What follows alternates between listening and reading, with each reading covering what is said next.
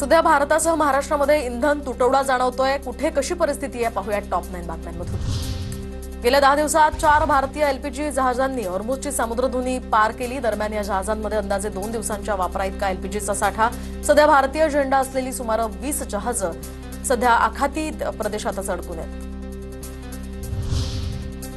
Nayara energy कंपनीकडून petrol डिझेलच्या किमतीत वाढ, तर पेट्रोलच्या किमतीमध्ये 5 तर डिझेलच्या किमतीत 3 रुपयांची वाढ। नयारानं केलेल्या दरवाढीनंतर इतर खासगी आणि सरकारी कंपन्या सुद्धा इंधन दरवाढ करण्याची शक्यता।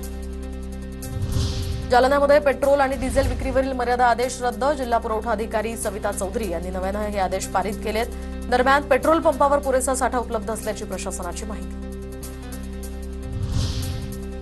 कोल्हापुरात 4 दिवसांनंतर पेट्रोल पंपावर परिस्थिती पूर्वपदावर। शहरातील पेट्रोल पंप सुरळीत सुरू, तर 2 व्हीलरसाठी 200 आणि 4 व्हीलरसाठी 2000 रुपयांची मर्यादा अजूनही कायम। निर्यात बंदीमुळे जळगावच्या चाळीसगावमधील केळी उत्पादक शेतकरी संकटात। दरम्यान आता केळीच्या उत्पादनाची वाढती आवक आणि दरात घसरण झाल्यानं शेतकरी संकटात। स्थानिक बाजारपेठांवर ताण वाढला असून शेतकऱ्यांना उत्पादन खर्च सुद्धा वसूल करणं कठीण झालंय। छत्रपती संभाजीनगरमध्ये एलपीजी संपल्यामुळे रिक्षा चालकांचा रास्ता रोको। छत्रपती संभाजीनगर जालना रस्त्यावरील चिकलठाणा या परिसरात आंदोलन करण्यात आलं। अचानक झालेल्या रास्ता रोकोमुळे काही काळासाठी वाहतुकीवरही परिणाम। पेट्रोल पुरवठ्याअभावी नागपूरच्या वंजारी नगरमधील पेट्रोल पंप बंद, तर दुपारनंतर पेट्रोल डिझेलचा स्टॉक उपलब्ध होणार। पंपावर पोलीस सुरक्षाही तैनात।